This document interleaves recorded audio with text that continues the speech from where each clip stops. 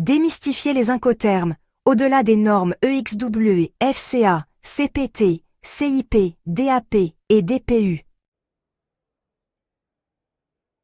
Le commerce international, de par sa complexité logistique, juridique et financière, nécessite des règles uniformes permettant aux parties contractantes de parler un langage commun. Parmi ces règles, les Incoterms, abréviation de International Commercial Terms, occupent une place prépondérante. Créés et publiés par la Chambre de commerce internationale, les Incoterms facilitent les transactions en définissant clairement les responsabilités respectives du vendeur et de l'acheteur dans une opération d'exportation ou d'importation. Depuis leur première édition en 1936, les Incoterms ont connu plusieurs mises à jour pour s'adapter à l'évolution des pratiques commerciales mondiales.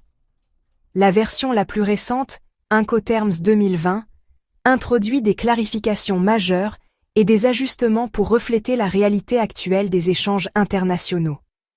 Dans ce contexte, il est essentiel de comprendre les subtilités des règles EXW, FCA, CPT, CIP, DAP et DPU, parmi les plus utilisées, tout en soulignant ce qu'elles impliquent réellement au-delà de leur simple définition contractuelle. Les fondements des Incoterms. Pourquoi sont-ils cruciaux? Les Incoterms définissent la répartition des frais, comme le transport, l'assurance, les droits de douane, etc. Ils précisent aussi le point de transfert des risques, les obligations logistiques, comme l'emballage, le chargement, le dédouanement, etc., ainsi que le lieu de livraison convenu. Ce ne sont pas des lois mais, en fait, des normes contractuelles reconnues mondialement. Ils ne régissent ni le transfert de propriété, ni les modalités de paiement. L'intérêt principal des Incoterms réside dans la réduction des malentendus et des litiges dans les transactions internationales. Alors, parmi les 11 Incoterms 2020, les 6 suivants sont particulièrement répandus car ils offrent un bon équilibre entre simplicité, flexibilité logistique et adaptabilité aux différents modes de transport. Premièrement, XW, pour ex-works ou à l'usine. Le lieu de livraison, c'est tout simplement les locaux du vendeur. Le transfert des risques se fait dès que les marchandises sont mises à disposition.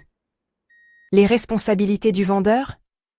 Il doit juste mettre les marchandises à disposition de l'acheteur dans ses propres locaux, sans aucun engagement de chargement, d'exportation ou de transport. Pour l'acheteur, il faut prendre en charge le chargement, le transport principal et secondaire, et gérer toutes les formalités douanières d'exportation et d'importation.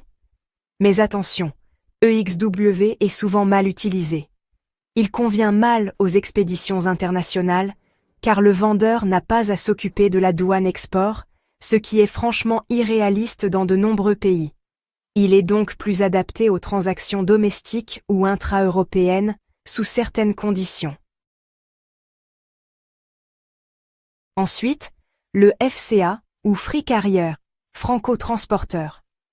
Le lieu de livraison, c'est un lieu convenu où la marchandise est remise au transporteur désigné par l'acheteur.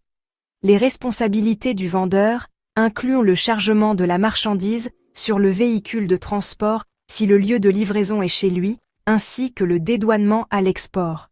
L'acheteur, quant à lui, doit choisir et payer le transport principal et assumer les risques dès la remise au premier transporteur.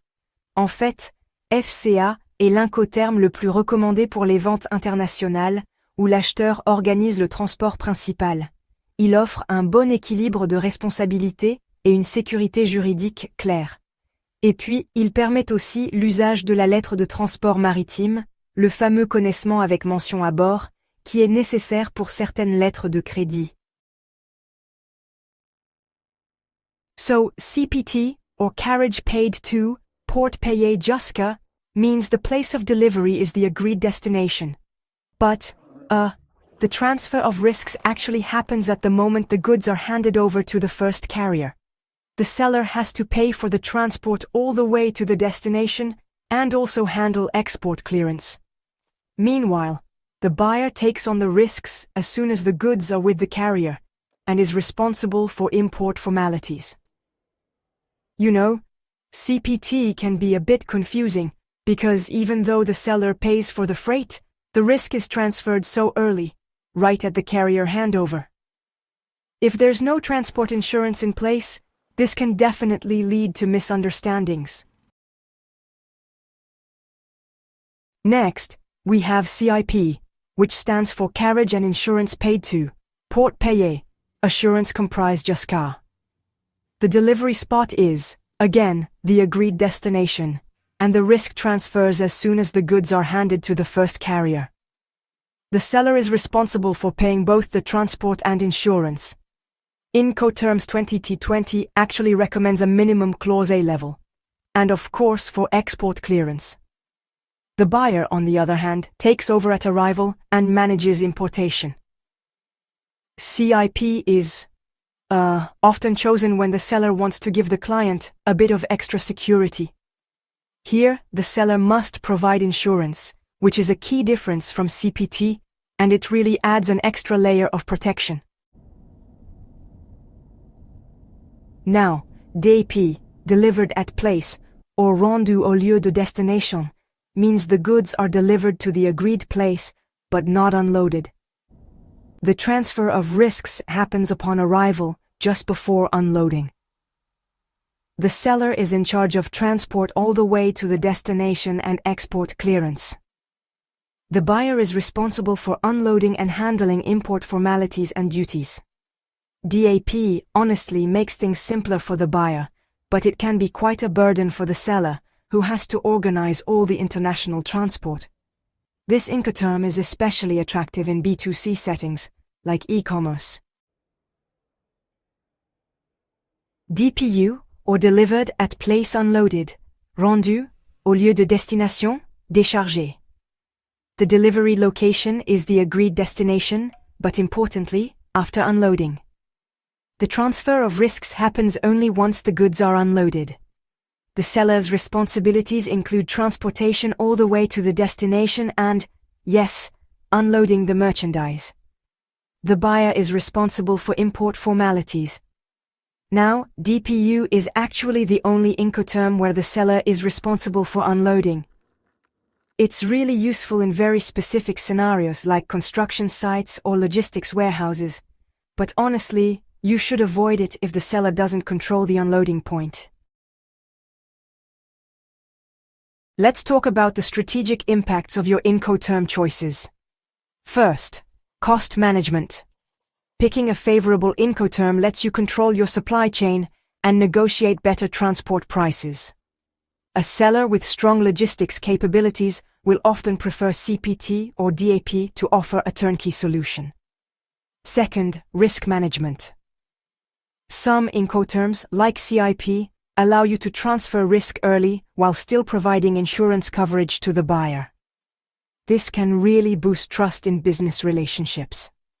And third, customs optimization. Incoterms clearly define who handles customs. If you make a poor choice here, you could face delays, penalties, or even legal disputes. Now, beyond the rules, adapting Incoterms to your business strategy. It's not enough to just pick an Incoterm randomly or out of habit. Smart companies do a few things. They specify Incoterms precisely. For example, DAP 45 Rue Jean Jaurès, Bordeaux, France, Incoterms 2020. They integrate Incoterms into their commercial contracts. They add extra clauses if needed, such as making the seller responsible for import clearance under EXW.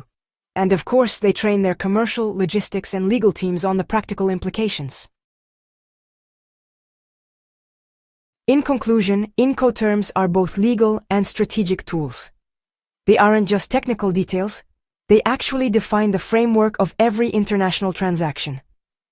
Choosing between EXW, FCA, CPT, CIP, DAP, and DPU is, above all, a strategic decision about the level of control, customer service, and risk you want to take on. In today's world, where smooth trade is essential, companies that master the finer points of Incoterms gain a real competitive edge. If you found this content helpful, please subscribe, like, and share.